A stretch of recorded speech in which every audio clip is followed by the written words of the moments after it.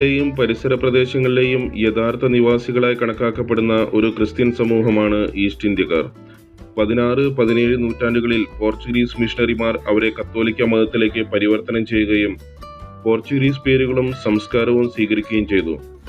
പിന്നീട് മുംബൈയിലേക്ക് കുടിയേറിയ ഗോവ, മംഗലാപുരം തുടങ്ങിയ മറ്റ് ഇന്ത്യൻ ക്രിസ്ത്യാനികളിൽ നിന്ന് അവർ വ്യത്യസ്തരുമാണ്.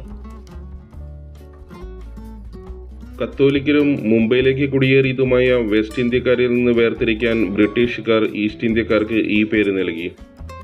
ഈസ്റ്റ് ഇന്ത്യൻ കമ്മ്യൂണിറ്റിയുടെ ഗ്രാമങ്ങൾ ഉൾക്കൊള്ളുന്ന പ്രദേശം പഴയ ബോംബെയിലെ മുൻ 7 ദ്വീപുകളായിരുന്നു.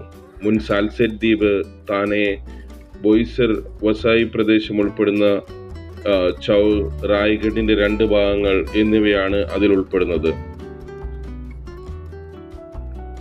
കിഴക്കൻ ഇന്ത്യക്കാർക്ക് സമ്പന്നവും വൈവിധ്യപൂർണവുമായ